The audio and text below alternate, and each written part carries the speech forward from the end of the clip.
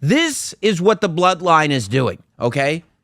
When was the last time in professional wrestling that a promo segment had 3 distinct acts and 2 commercial breaks? 2 commercial breaks.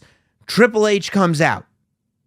Uh-oh, here we go. It's the Roman Reigns 1,000-day celebration time. All Smackdown long. We've been playing up who these champions were. All Smackdown long. We've been playing up how impressive 1,000 days as dominant, undisputed WWE Universal Champion truly is. And Triple H comes out and you realize, oh boy, we're really going to do it. We're main eventing with this promo segment. Triple H comes out, we go to commercial break. Triple H comes back from commercial break, here's the Bloodline. And here is the new championship title that represents the undisputed WWE Universal Championship. And he congratulates Roman Reigns, and he puts the title around Roman Reigns' waist as Paul Heyman carries the other 2 belts. I don't know if Paul Heyman's going to continue to carry those other 2 belts, but ultimately, universally, the belt that is black and gold that was around the waist of Roman Reigns is how we determine who the man truly is. That's Act 1. And then the Usos come out. What? The Usos are here. They weren't invited. Roman is mad. Roman goes from very happy. Roman likes to be acknowledged. Roman likes it when you give him his just due. And here come those Usos. They weren't invited. They keep showing up uninvited. They showed up at Night of Champions uninvited. They kicked Roman in the face. They showed up on Smackdown uninvited. They interrupted Roman talking to Sami Zayn. Now they're here, uninvited, and what is it exactly that you want? You have to stay tuned for that. Commercial break. Act 2. Roman and the Usos are hashing it out. Jimmy Uso giving the promo of his lifetime, explaining to Roman that he's doing it all wrong, speaking the hard truths that Roman needs to hear, while Jey Uso is just shaken, visibly destroyed behind Jimmy as Jimmy does the talking. We're going back. This is the Jimmy Uso from the beginning of the Bloodline. This is the Jimmy Uso that came in to save Jey. This is the original Jimmy Uso, nobody's bitch Jimmy Uso, who was trying to explain to main event Jey why he didn't need to take this from their cousin. And he was wrong. And they did. And they've taken it for years now. And Jimmy has finally found himself again. And he's explaining to Roman that you have to do this with respect.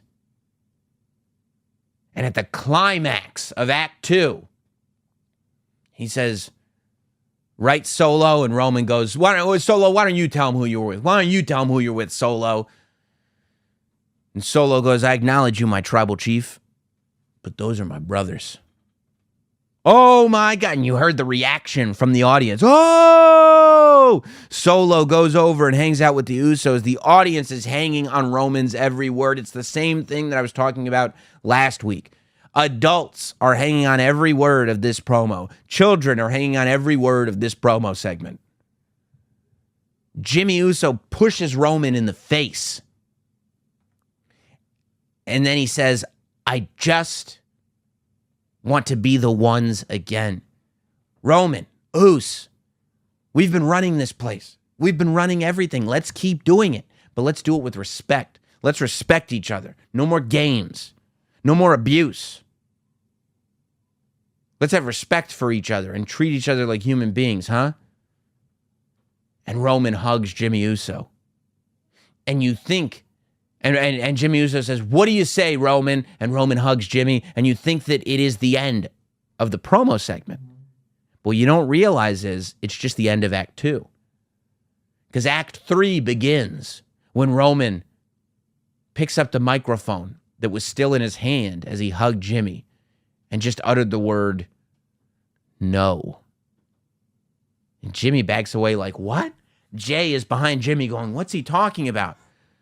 And Roman is looking at Jimmy, and he just does this one very subtle. Roman is just a master at telling these stories with subtlety. Does this one very subtle look at Solo, and then right back to Jimmy as Solo winds up and boom, Samoan spikes Jimmy Uso. See, this whole time, if you look at Solo Sikoa during this segment, he's staring right at Roman, and you think he's staring daggers in Roman.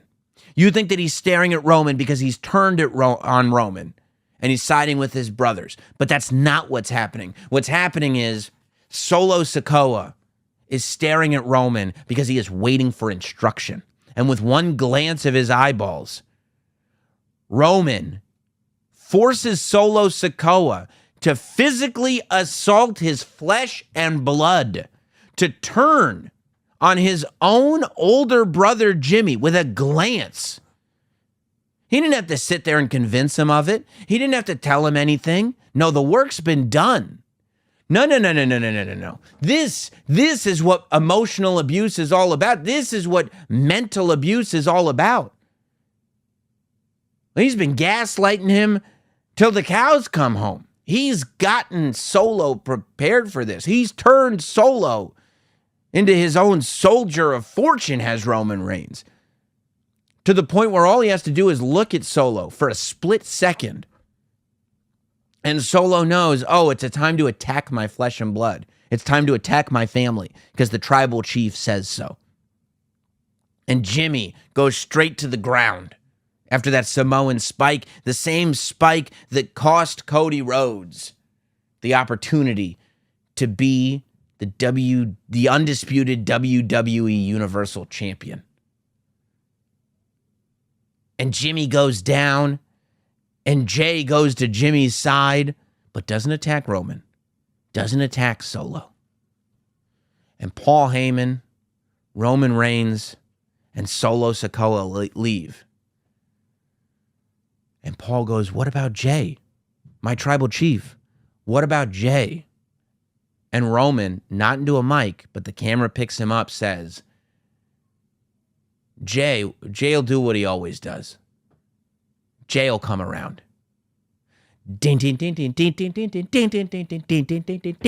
And you're just like, oh my God, these wicked games that we play. Jay will come around.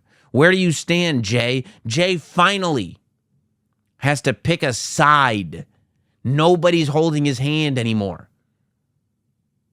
When all the Sammy drama was going on, there were people dragging him from one side to the other.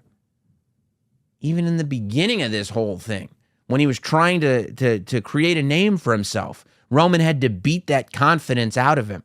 And now Roman has gotten one half of the most decorated tag team, arguably the best tag team that has ever existed in the WWE.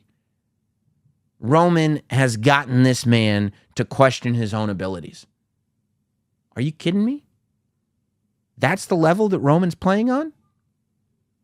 Beautiful, amazing, complex, just the type of thing that you can just pick out details for days and days and days. Roman saying Jay will come around and allowing Jay the time to come around, it speaks to two things.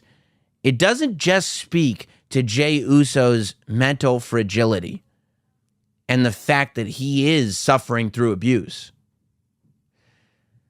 What it speaks to is the ultimate value of Jay Uso. It speaks to the fact that Roman 100% wants Jay Uso on his team. Roman is willing to sacrifice Jimmy Uso to make sure that he can have Jay Uso. Roman is playing psychological games to make sure that Jay Uso stays under his control. He sees Jimmy as disposable. He sees Jay as essential. This is what was unsaid in that promo. That Roman is not only ready for Jay to come home, but he is orchestrating a series of events that he believes will lead to Jay coming home. Roman is mentally abusing Jey Uso right now as we speak, planting the seeds that he believes will allow Jey Uso to come back to the bloodline. And most importantly, it will make Jey Uso think that he's doing so under his own will. But he isn't. It's all a plan orchestrated by one Roman Reigns. Now, where I think this leads is, why does Roman see Jey as so essential? Why is Roman working this hard to bring Jey back and keep Jey under his thumb? If Jimmy is disposable, why is it so important that Jey stays under the thumb of Roman Reigns? Maybe it's because Roman competed against Jey at the beginning of this bloodline thing. And Roman has watched Jey improve over the last few years. And Roman knows that Jey is ultimately a serious threat to the throne that the tribal chief sits on. This is why, to me, if you're paying attention, it feels very much like at Money in the Bank, we're looking at the Usos versus Roman and Solo Sikoa. And I truly believe that your SummerSlam main event will be Roman Reigns versus Jey Uso. People have talked about the idea of an Usos triple threat type scenario, Jimmy versus Jey versus Roman. Jimmy and Jey are not being showcased as being the same person. Jimmy and Jey are completely being showcased as arguably the greatest tag team in the history of the WWE.